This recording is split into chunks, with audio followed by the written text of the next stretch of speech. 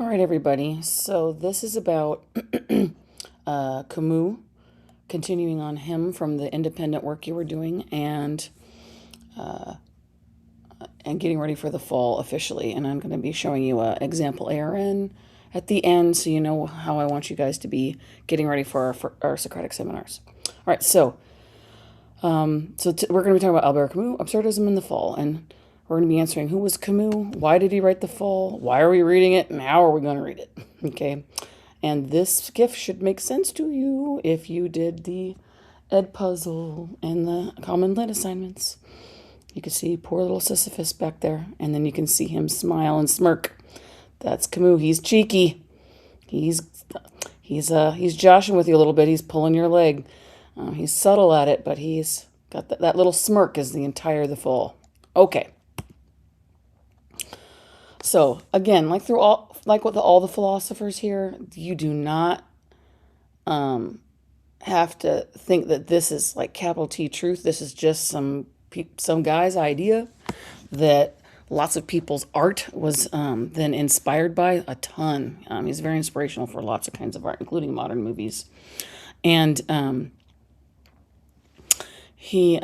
but you can take it or leave it as you wish, okay? We're merely exploring somebody else's world. You can critique and contemplate and decide for yourself all his arguments and all the other guys' arguments too. Okay, so just a note. Waiting for Godot is one of the... So what I want to do here is I want to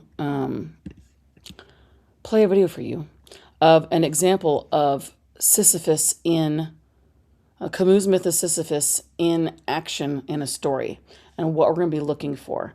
And this is an example by Ollie of Philosophy Tube.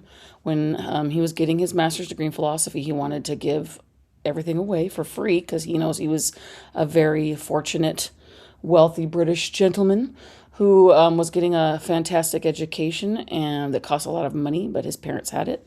So he was wanting to share everything he learned. And this is him talking about Camus in the myth of Sisyphus with another play by a guy named Samuel Beckett named Waiting for Godot. And so let's watch and see how the myth of Sisyphus can be used in a piece of art to get inspired about what kinds of themes we might be seeing in the book and how to analyze it. Here we go. Most famous plays of the 20th century. In it, two characters named Vladimir and Estragon pass the time on a country road as they wait for a man named Godot to arrive.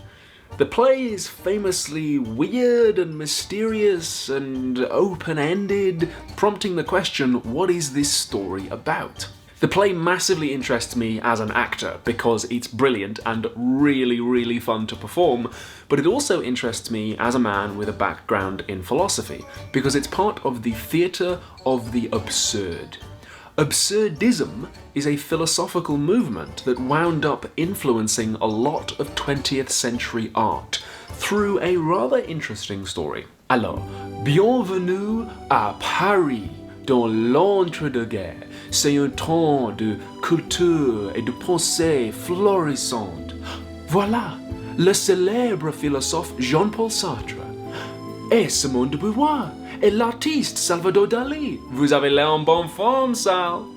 Et aussi, en Paris, en ce moment, le dramaturge Samuel Beckett et le philosophe Albert Camus. Samuel Beckett was an Irishman who moved to Paris in 1928 and sank into this cultural milieu that was going on. At the time, it was very fashionable for philosopher and creative artist to be fused in one person. Philosophers were writing literature and writers were writing philosophy. And then something very bad happened. Something called World War II. France is invaded by the Nazis. And so philosopher, creative artist, and resistance fighter become fused into single persons, as both Samuel Beckett and Albert Camus join the underground resistance. And this is the context in which Camus writes his most famous work, The Myth of Sisyphus, in 1942. The book asks, how should we confront the absurd? The absurd, with a capital A, is a technical term in Camus' writing. It refers to the contradiction between humanity's desire to find meaning in the universe and the universe itself, which is completely meaningless. And once you realize that life is pointless, but you are compelled to find a point to it anyway, Camus says there are 7 possible responses. Number 1, you could kill yourself. Number 2, you could try to ignore it by filling your life with pleasures of food and drink and company. Number 3, you could just deny it. For instance, you could be religious and say, no, there is meaning in life because the meaning comes from God.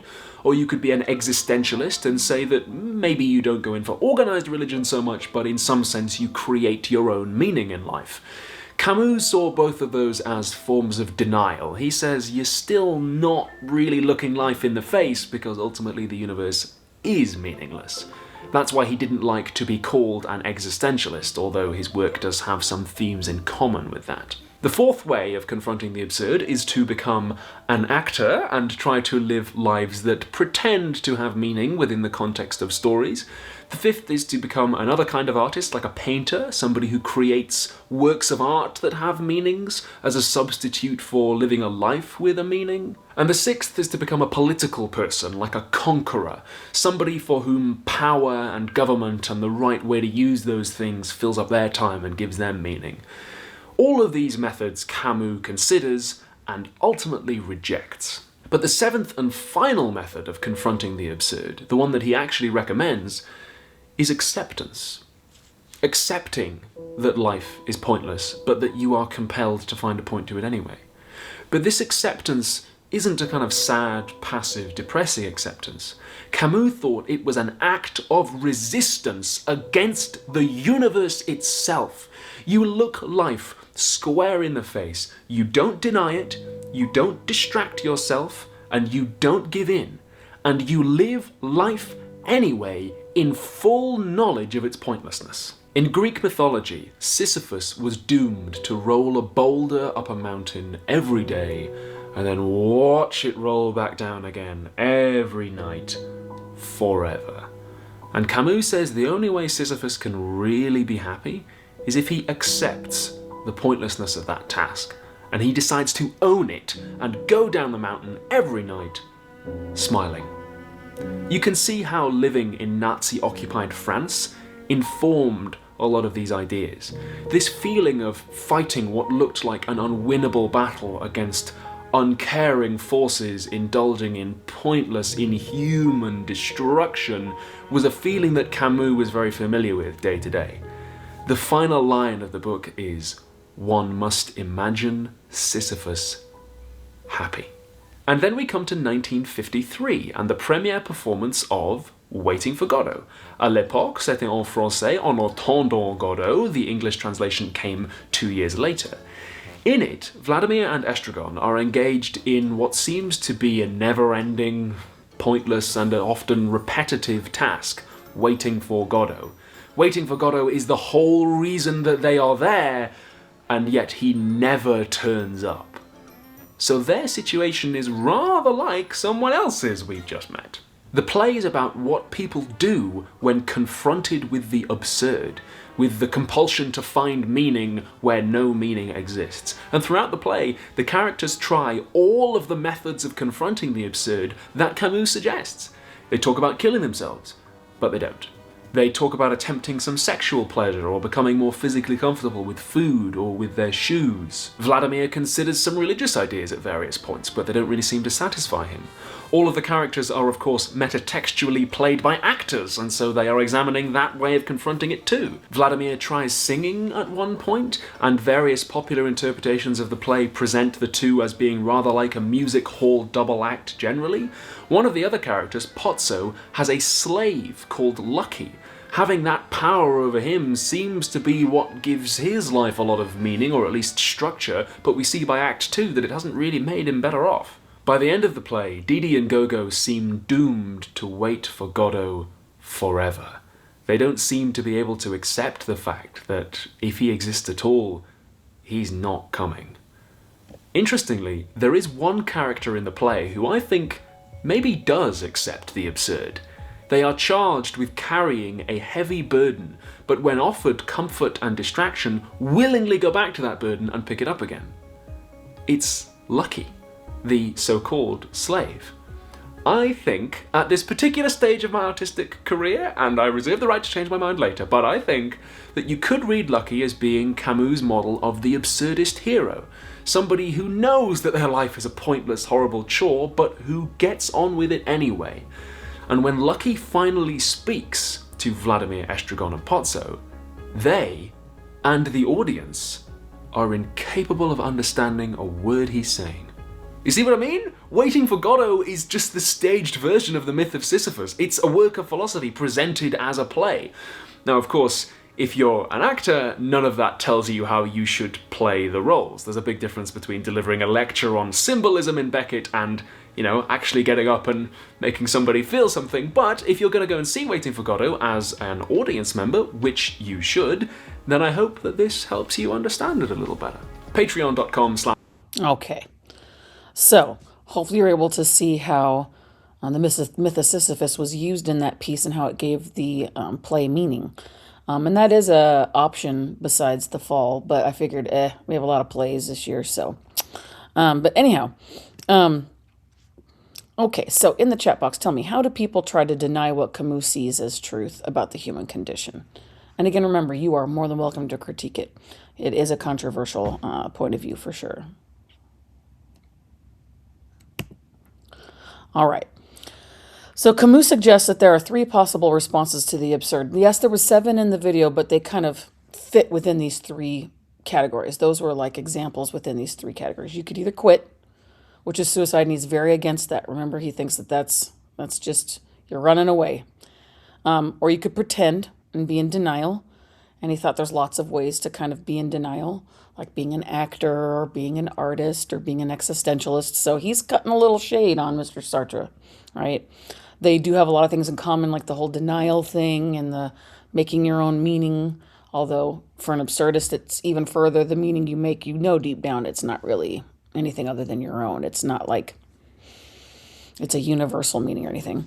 Or you can revolt. That's the one he suggests, right? To be a absurdist hero, where you are happy even though the universe is unfair and cruel and maybe it's pointless. You choose to just, accept your fate of what life is and love it and be happy, right? To look in the mirror and love your reflection, honestly. Okay. So, what is an absurdist hero, and how can we connect this with Sartre's bad faith or mauvaise foi? So, an absurdist hero, is someone that does that last thing, that revolt, right? Someone that, maybe goes through all the steps, except suicide, of course, you can't go back from that, but maybe contemplating it, right? You go through all these steps of trying to leave the situation, the exit, right? To be in denial in all the different forms. But then get to that final step like Lucky did, right? So in Waiting for Godot, Lucky, which the ironic name seems ironic, like why would you call a slave Lucky? But if Samuel Beckett meant for him to be the one that's actually happy and everybody else is miserable and lost, it's actually a on-point name, right? That Lucky the slave was the absurdist hero, right? And these things are very connected, right? All that denial stuff is bad faith, right? Mauvaise foi. Anything from 2 to 6 on the list from the video, right? Like from being an existentialist down to getting political and trying to make meaning out of political life. All those things are acting in bad faith, being in complete denial about the reality of the human existence as he sees it, right? And that kind of choosing to be happy and being awake and aware is like Heidegger too, right? There's a lot of parallel here. And we want to be thinking about Sartre because Sartre is going to be a lot of things about him are going to be in the main character of our book, The Fall, Jean-Baptiste Clémence. And he's going to be exploring a lot of that stuff from both Sartre's philosophy and Camus himself. right.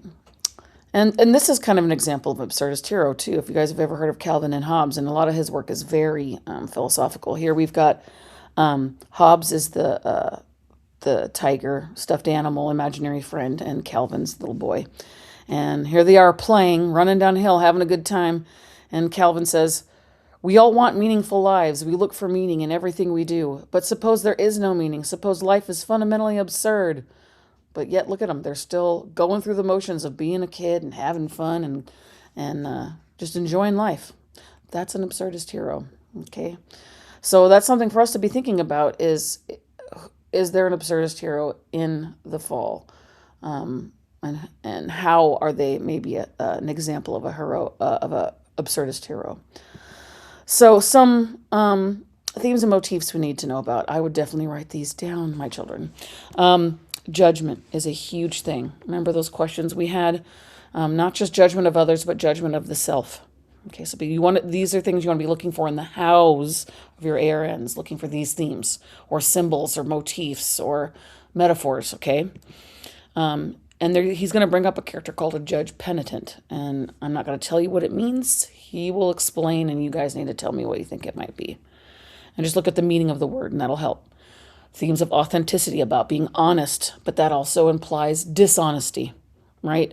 This picture of Camus with two faces, that's completely the main character, Jean-Baptiste Clémence. He even tells you he's duplicitous. And we're going to be reading some poetry about people wearing masks, okay? Regret is a huge thing. This whole book is about a guy telling you about his past. And talking about his regrets, which is going to compel you to be thinking about your own authenticity, your own regret, your own tendency to judge. Some allusions to be looking out for.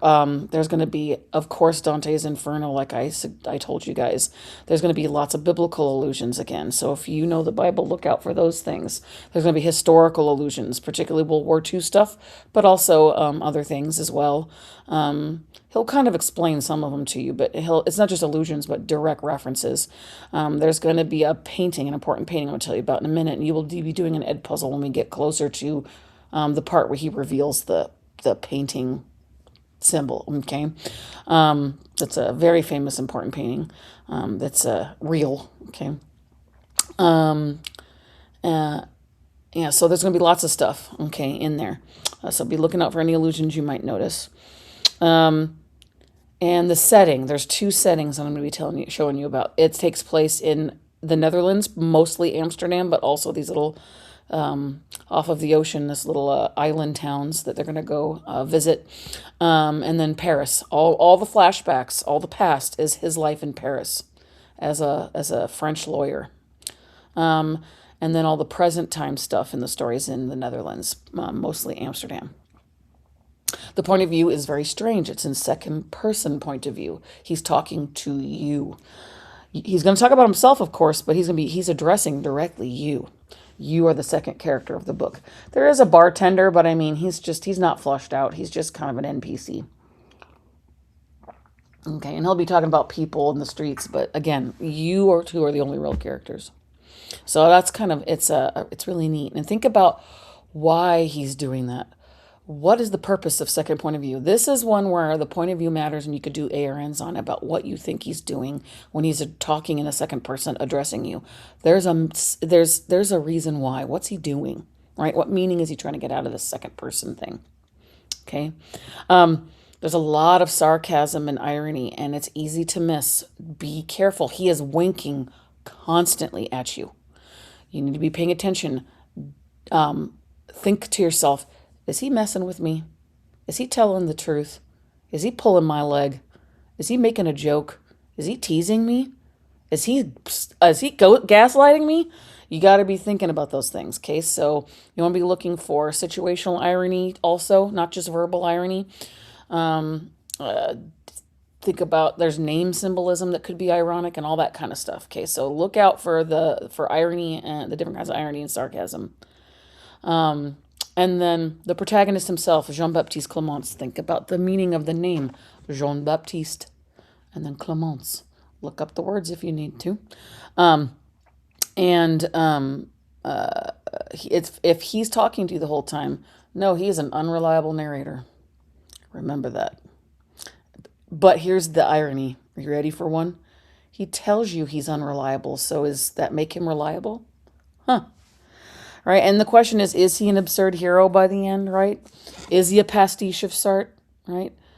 Is he kind of poking fun or being kind of a Sartrean figure? Okay. Now, again, with the second person point of view and the illusions, bringing up Dante's Inferno again, Jean-Baptiste Clément is your Virgil, and you are Dante in this story. Why are you in metaphorical hell? What could that metaphorical hell be? Now, you're in Amsterdam, which is not hell. It's lovely, okay? But symbolically, Camus is making it a kind of hell for at least the main character. Why is the main character there? What did he do? What is his sin? In, quote unquote, right? What is he going to be confessing to you? Because the whole thing is a confession of his life. Might be a false confession, might be true, might be both. Keep your eye out on that. Okay. And remember, in Dante's Inferno, it's got all those layers, and each of them have a different, sin and punishment that's supposed to fit the crime. And remember what the bottom was? Betrayal. Well, here's an aerial shot. It was the best one I could find. Sorry, it's kind of gritty, or grainy, I say. I should have said. Notice how, see all the lights here? And the reason I picked a night view is you can really see it. The dark parts are watery canals. This is, this like bleeds out into the ocean, you guys. It's right on the coast of the Netherlands and Northern Europe. And all those dark parts are canals where people have water boats for travel, and people live in them too, like houseboats. And then the lighter parts are the streets. And notice how it looks like a bunch of circles. And then dead in the center, right, is where our story starts. Your chapter 1 is right there in a bar in the dead center of the circle. So if this outer rim is limbo, right, and you cross into it, right, all these different layers of hell, boom, you're starting off right here, and then you will travel outside, and he'll have little references now and then to Dante. Okay. But the thing as a whole, it's always there. This illusion is always there. You are there. Right? And he's Virgil and you're Dante, and what's going on here? And you're in the center in a bar called Mexico City, which also has symbolic meaning. He will be talking about stuff. See if you can figure out. I don't want to give it away. I want to see what you guys can find. And don't feel bad if you miss it. We'll figure it out together. Remember, I don't care about you being right. I care about you having your own experience, okay? So anyway, that's what it looks like. So you can see the reference there. All right. And here's what the streets look like. And you can see the bridge and the watery canals are underneath, and the houses are very tall and narrow, and they're ancient homes. These are like, 17th century houses, and up. Very beautiful, very pricey. And you might have, he will bring up the Holocaust, and he won't say her name because I'm not even sure it was out when he wrote this, but he does know about lots of the Jewish district people being just, evacuated and slaughtered. So Anne Frank was in the attic of one of these kinds of homes that you can go visit. One of these top one of the top windows here area that you probably read in middle school, I hope. And here's another picture, and it's foggy a lot. That's important. What could that be symbolic of in the setting, right? He's going to be even talking about how it's foggy, okay? At least in the winter it's foggy, right? And you can see the canal here, and there's a lot of bicycles. In the Netherlands, it's very common for most people or especially in Amsterdam, to use bicycles to get around. The streets are ancient and narrow. You can't really have a lot of cars there, and they have to be tiny. And you can see all the boats, right? You could see there, the narrow alleys and the bicycles and the tall homes and apartment complexes, I guess.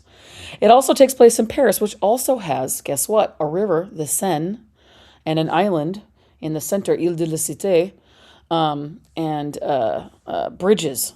There's, those canals and the bridges to connect them, pay attention. Important. Okay.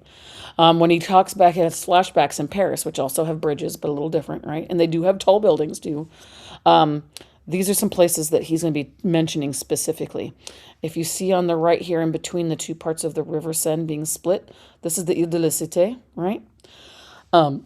And he's going to bring up about the Place Saint-Michel. He's going to bring that up in right here in the Point Saint-Michel. He's going to be bringing up the part with the Square du Vert Galant, the green knight, or right here, or gentleman. It's a a copper statue that turns green, verdigris, And then he's going to talk about the hotel area right here that he's staying at. Okay, so if you want to look it up, you can kind of see where he is. That could be fun for you. But he's going to be bringing up Paris. So he's French, the main character, right? His flashbacks are all in Paris, right there in the core of it, in the center of it, which is where all the existentialists were hanging out, right? That you saw in the video. And that some of you may have actually been to. He's even going to talk about the bridge where, right here, the bridge is where they have lovers' locks. And here's an aerial view that's like a satellite image. Okay. Oh, and Saint-Chapelle, right? There's a church there. I've been there. But anyway, here's the bridge that had all the locks on it. They've cut them all down because it was actually making the bridge unsafe. But it was there when he was younger, and he's going to be talking about a bridge, right, with the lovers' locks. So... Yeah, pay attention. It's supposed to be every time a couple goes there, they put on a lock, and put their names on it. And then here's the painting that's an illusion that's huge. It's a huge altarpiece painting from Belgium, in Ghent, Belgium, and it's known as the Ghent altarpiece, and it's a polyptych, many painting panels, and you can see here all the religious iconography. You've got the patrons are the two people in the red, but you've got Saint John the Baptist. You've got Mary as a statue here, and then you have her being told she's going to give birth to the baby Jesus, and the angel, right, telling her. And there's some other saints. I can't read the names from here. I forget. But then when it opens, here we go. And this is very important. He's going to be bringing up the panel on the bottom left called the Just Judges. And I'll talk about that more in a separate video. But he will be talking about this painting. You can see Adam and Eve. You could see Mary, St. John the Baptist, and, Jesus in the center here. And then you can also see here, it's actually called the Adoration of the Lamb, the bottom part, where everybody's coming to see the Lamb, which is a symbol of Jesus and innocence, right, and purity. And you can see the angel choir singing here. Okay. So that will be all explained to you later, so that you understand the painting. So when he brings it up, the symbol makes sense and the illusion makes sense. Okay, and I want you to be thinking about the judge penitent. What does that even mean? What do you notice about his phrase when he brings it up and explains it? It doesn't come up fully until the end, but look out for it. Okay. And again, think about, I'm going to give you a handy-dandy little handout in class about all of Sartre's kind of main points that he thinks. It's like a cheat sheet that you can be using as hows for your ARNs. Is there anything in Jean-Baptiste Clément's that has any of those kinds of, when he's talking, is he arguing any of those Sartrean points? Right, you could be looking out for that. And what might Camus be saying? Could he be saying this is true? Could he be poking fun at Sartre and saying this is garbage? Right? Because they were arguing when he wrote this book. They were arguing about, not just philosophy, but, about Sartre making his dark turn, even though Sartre thought he was doing the right thing. Okay, so now the ARNs, what are you going to be doing? And by the way, this is absurdist art. It is a gift someone made from a very famous absurdist artist that does like all the kind of like bowler hat businessmen that you can't see their faces. They're covered by an apple or something like that. So anyway, Albert Camus' The Fall, for each day, because there's 6 days, 6 chapters. I wonder if that's a reference. Interesting. Is that an allusion to something? Anybody? You need to be, so each chapter is a day, and each day, quote unquote, you need to find 3 good quotes that you think could help us see something about authenticity or judgment or existentialism in general, okay? Which could include examples of inauthenticity for authenticity, right? There's going to be a lot of inauthenticity here. But of course, when you're talking about the negative, it helps you understand the positive, right? Use the list I gave you from of Sartre, the Camus notes from the what you know about Camus from the lecture I just gave you from the Ed Puzzle on his philosophy. And like Aaron's, you're going to be analyzing and asking questions to be used for the Socratic seminar, right? So yes, I want you to analyze, but I also want you to ask a question, okay? And then I also want you to define 3 terms per day, per chapter, okay? Trust me, this has a lot more words you're not going to know than Lord of the Flies. And I'll show you what I mean. So let me give you an example. So in the very first chapter, towards the end, I picked out a quote that definitely has, that I saw, some Sartrean existentialism about inauthenticity, about bad faith. And in the story, after you've met Jean-Baptiste Clemence in the bar, Mexico City, you go out for a little walk in the mist. I think it's sprinkling slightly, and it's very foggy. And he says, "Holland is a dream, monsieur, a dream of gold and smoke. That dream is peopled with Lohengrens, dreamily riding their black bicycles, funeral swans constantly drifting throughout the whole land. They cycle in circles. They pray, somnambulists in the fog's gilded incense. They have ceased to be here." And I put Camus 1314, and oh boy, is there so much in here. Talking about dreams and smoke and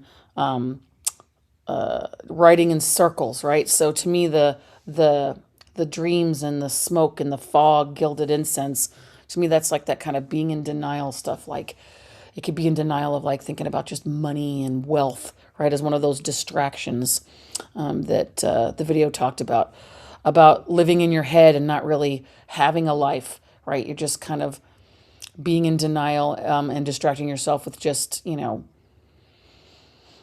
don't know about you, but like I think a lot about things I want to do and then I don't do them, right? That kind of stuff. And the fact that they're riding in circles on bicycles that are circular themselves, right? That's very Mythosisyphus, just doing the same old thing, right? And then somnambulism, that's a big word, isn't it? Somnus, right, is Greek for sleep, right? So I know these are sleepwalkers. And I looked up the word, right? If I didn't know it, I've looked at the word. Somnambulism means sleepwalking. Okay? Because ambule, right? That's moving your body, right? And somn is sleep. So they're sleepwalkers. So that would be a word you need to define if you didn't know that and add it to a sticky note, right? And so all that kind of sleepwalking, and then notice he says they have ceased to be here. That reminds me completely of someone like in the Heidegger lecture about how, people are existing, but they're not really living. They're acting in bad faith. They're in denial. They're not living their authentic lives. They're just kind of like hamsters going around their hamster wheel, right?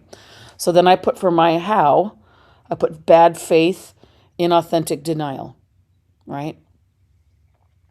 And then I put why. Is Camus saying the Dutch are mostly living inauthentically, just dreaming in a sleepwalk, but not living? Are they in a living hell of their own creation? A life of monotony in a hamster wheel like the video This Is Water, which I'm going to play for you next week. It'll make sense. Sisyphean cycles around hell? Or in a bad faith denial? And then I explain, I'm pointing specifically to gold, smoke, fog's gilded incense. All right. So notice how, most of these are questions. Half of them are questions, half of them are comments. That's, and notice my questions, I kind of have an answer in them, right? You want to have these, deeper questions that aren't just like, why are these people riding bicycles? No. Are they riding bicycles because they're just by habit, just doing this stuff and they're not even like paying attention to why they do what they do, right? That has a loaded answer in it, right? As opposed to just having this completely vague question. So that's what I want you guys to do. So I hope that was helpful. We're ready to get going. I will give you a reading day on Friday and Monday to get ready for our first Socratic seminar on Tuesday. Let's see, what day would that be? 13, 12, 11, 10. All right, so March 10th, okay? And we will have fun. The first one is a little bit lighter. It's just introducing, setting the scene. But there's definitely, look at setting, look at the second person, pay attention to what Jean-Baptiste is saying to you. Think about that's making you think about. Like, what is he trying to get out of you? What's his purpose here? What's his agenda? Okay. I saw a ton of stuff in just this one sentence, so you're going to see a ton of good stuff. All right. Of course, you can use other lit devices too, but connect those lit devices to existentialism on some level. Okay. Always think about authenticity and existentialist ideas and absurdist ideas and try to see what could be, those could be the meanings within the symbols or the settings or the metaphors, right? All right. I can't wait to see what you guys see in this. It'll be fun. Bye-bye.